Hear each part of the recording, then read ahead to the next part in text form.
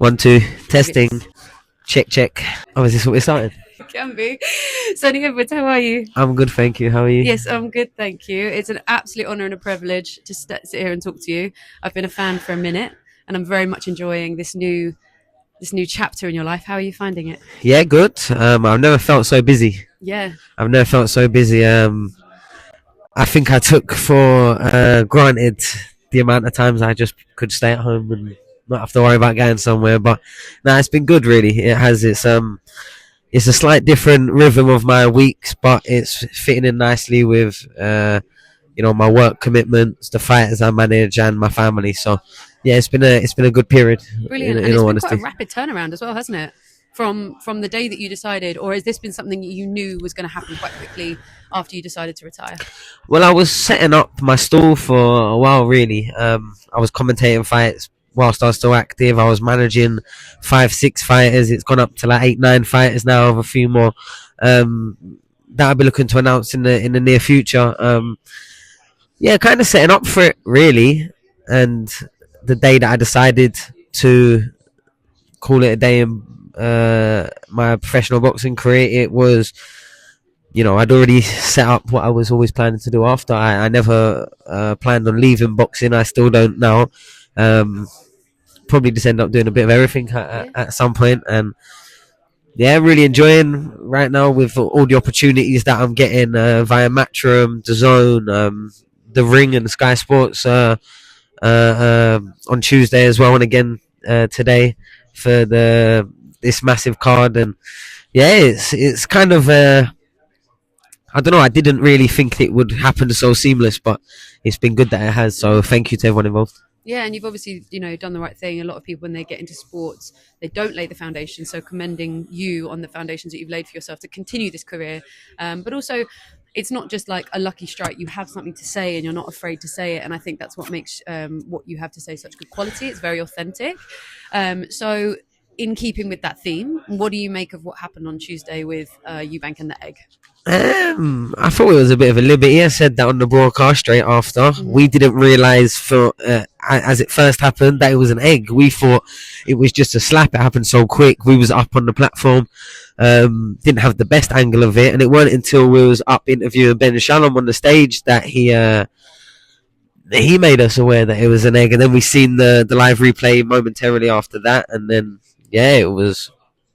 Probably has been one of the biggest talking points of sport this week, I think. And look, I know, for the purist and in the respect column for boxing, these things don't shed boxing always in the best light, but what they definitely do is capture the wider audience's attention. And I was a bit surprised, but Chris Eubank was telling us himself, I'm the bad guy, I've been the bad guy, I've always accepted that. And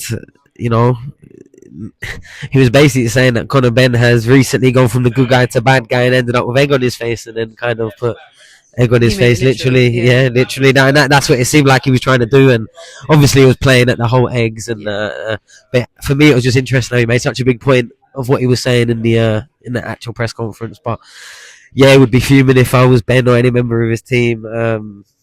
Absolutely. Yeah, Mick Nige didn't take it so well, did he? I mean, I always like to look at things from a standpoint of there's a way to sell the fight, and then is there a way that takes it to a little bit too extreme? Does it give permission to younger upcoming boxers to behave badly because they're seeing their idols do it? I mean, what's your standpoint on that? Well, I think one thing I don't like about boxing sometimes is that the fight where both fighters are making millions and millions and millions of pounds, they do something, and because everyone involved, and that's from the fighters to their teams to the promoters to the British Board of Boxing Control and everyone in between, they want the fight to happen. So the fight usually happens, and it's not always the most made about it. But then, I could go back 5, 8, 7, 10 years and name 1, 2, 3, 4, 5, 6, 7, 8, 9 fighters that have just done a push and got a ban, got a fine worth more than their purse. When it's on the small scale, but when it's on big scale, it often just, it's just entertainment. But I don't think there's any problem with making a fight a real fight and making it a realer fight by the stuff. I think everything should be done in a certain level of, decorum and appropriateness of what we're building up.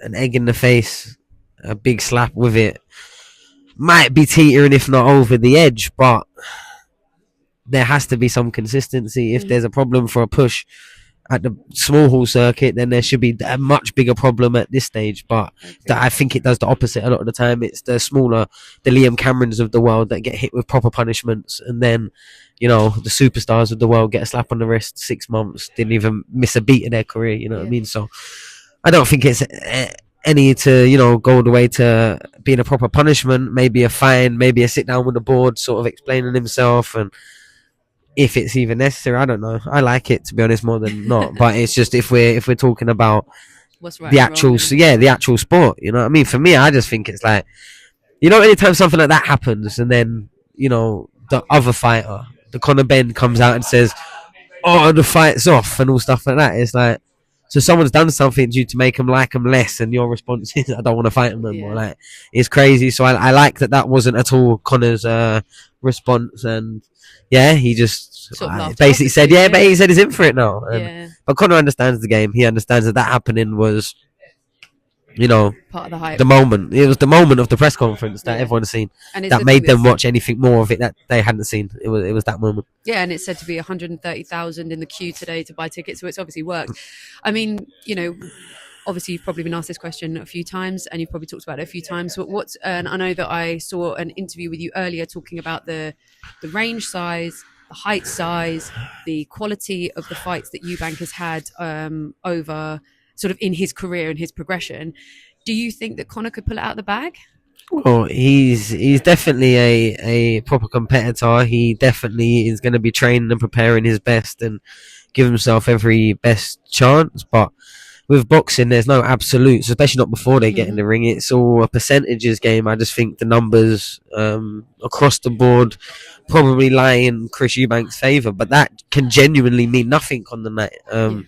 There could be no context from either of their careers from before this fight that gives us enough insight to see what's going to happen on the night, and that's how boxing goes. Sometimes we see it all the time, over and over again, and it really depends on the night. It really depends on what the event does to each of the fighters. But I do just genuinely believe that a 160, 168 up to potentially fighter in Chris Eubank Jr. versus a 140 then turned 147 fighter only went to 153, 154 to prepare for this fight. I feel like, you know, a good big guy usually beats a good smaller guy, and I think he's also achieved more as well, so it just kind of lumbers it more on his side for Chris Eubank. But there's the age, depending on how Chris has looked after himself, he might have, you know, started sliding, but I'm not sure. I'm not sure about that. Well, I think it will be an interesting fight on the night.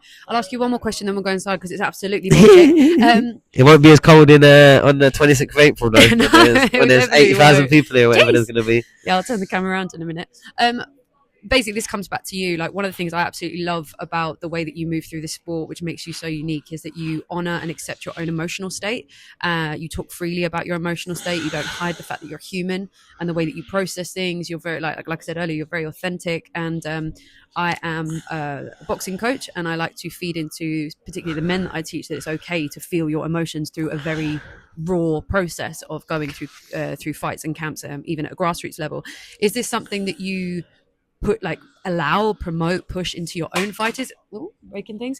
Is this something that is just natural to you, but you kind of still maybe teach how you were taught? How's your coaching style, and how does that reflect on how you are as a person? Yeah, I think mindset's super important.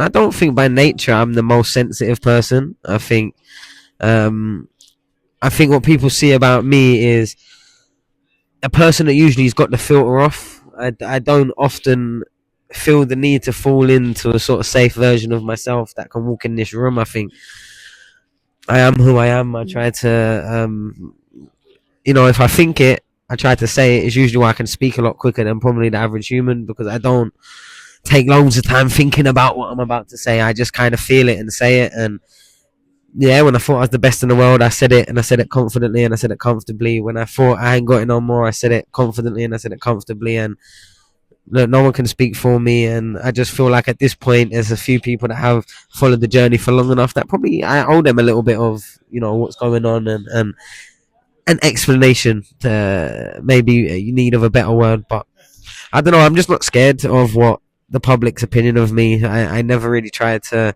go out there and win it. If anything, it was always easier for me to try and be like the other guy of all the big fights, all the opponents that I ever got discussed about. It was much easier for me to do that. But yeah, I think for any human, if you just oppress the feelings that come as a response to the actions and energy around your life, if you oppress them over a certain time, you might as well be developing a brain tumor. It's probably that detrimental to your life. And Definitely. yeah, I feel like it's good to speak, but at the same time, every time you speak, you open the door to let someone who obviously you care enough to tell, hurt you even more than anyone else could have. So, yes, unfortunately, I think sometimes that the world doesn't really care. So just get on with it. No matter what happens to you or anyone you love today, the sun's gonna come up tomorrow, and we're all gonna do it again.